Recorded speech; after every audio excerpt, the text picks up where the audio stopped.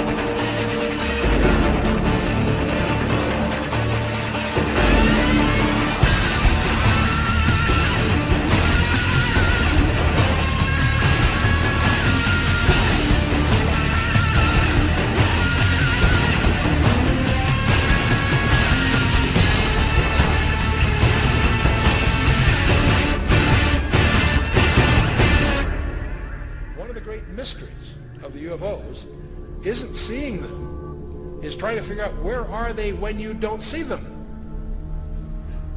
Some people say, well, they're from another galaxy.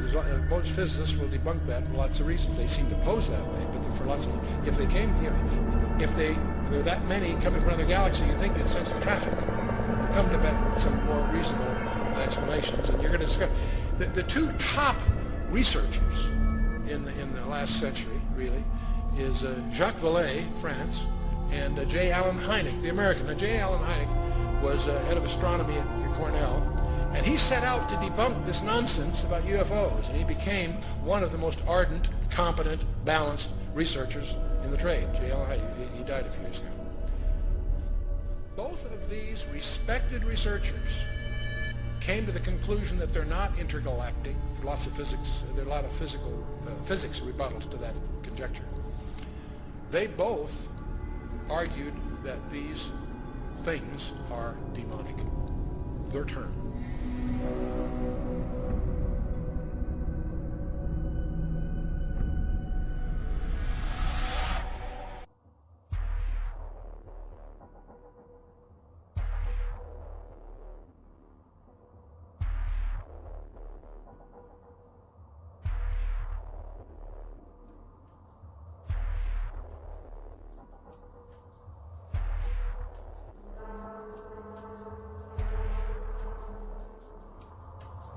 Another thing that these advanced people within the Phoenician culture understood was the fact that the earth has through it and around it what is known as an energy grid or grids. These are force lines of energy.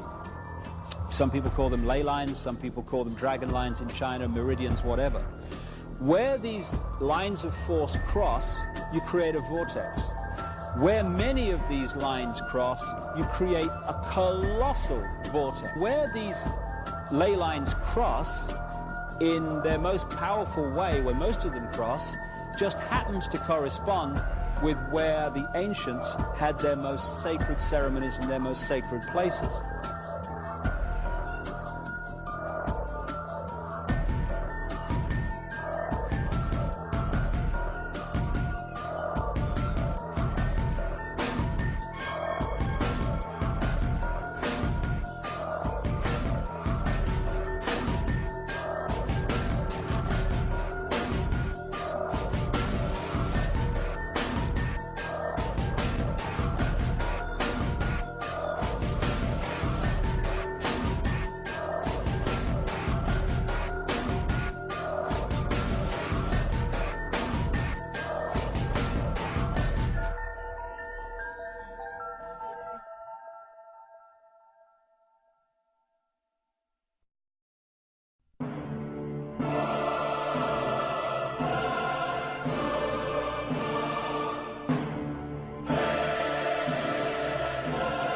And it's very powerful magic. We're not talking about tricks.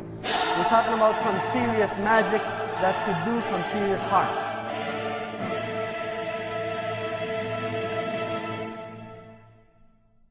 The The Kabbalah is a collection of Jewish magical texts which were given to mankind via psychic communion with a fallen angel called Raziel.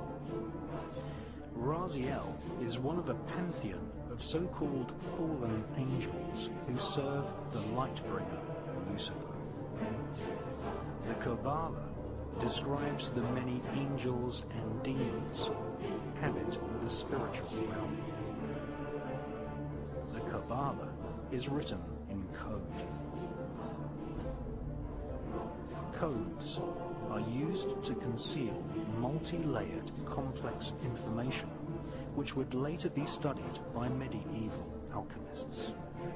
The Kabbalah gives Kabbalists a roadmap called the Tree of Life, which explains how to invoke and communicate with these powerful spirits.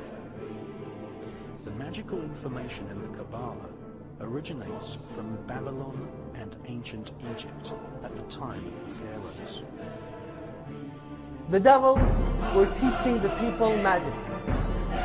The devils were teaching the people magic before the time of Suleiman and during the kingdom of Suleiman. Suleiman came to know that the devils are teaching people magic. So he gathered all of their manuals and books. He took them away from the devils, from the people, that the people used to record what they would learn from the devils. And he took away all of these books and manuals and he buried them. In reappear from more than 1,000 years, when knights from the First Crusade discovered secret vaults beneath the Temple of Solomon. In 1717, the Templars made their reappearance in Europe. They had grown in both number and strength, and were now ready to coin a new identity, free from their reputation of the past, and given credibility by none other than the monarchy and aristocracy of England. And the name they chose for themselves was a name that will be known by many, but understood by a few.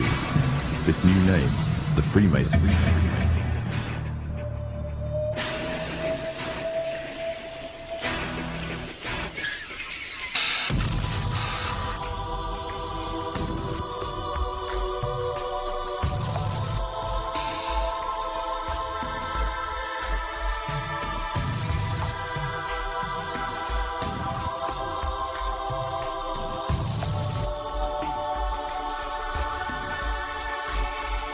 I went in there with all good intentions, thinking I was entering into a fraternity that was really interested in helping people. But now I realise that in the lower echelons, in the lower degrees, you don't realise what's happening.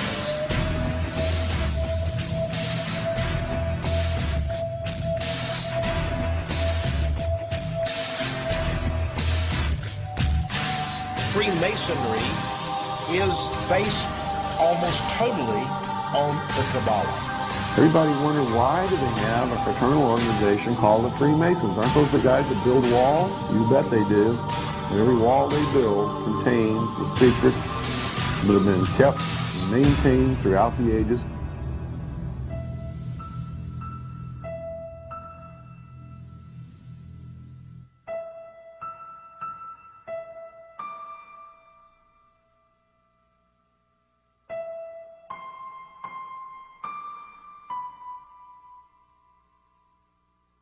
Now, the one eye is the sun god, Re, which is where we get the word ray, sun rays. It is the sun god, same Mithraic character, and he shows up again and again.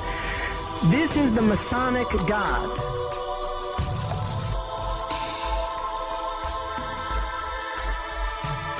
This is the eye of Lucifer. Within Freemasonry, we find Osiris, Adonis, and Isis mentioned quite frequently. So, of course, these are the Egyptian pagan symbols, pagan gods.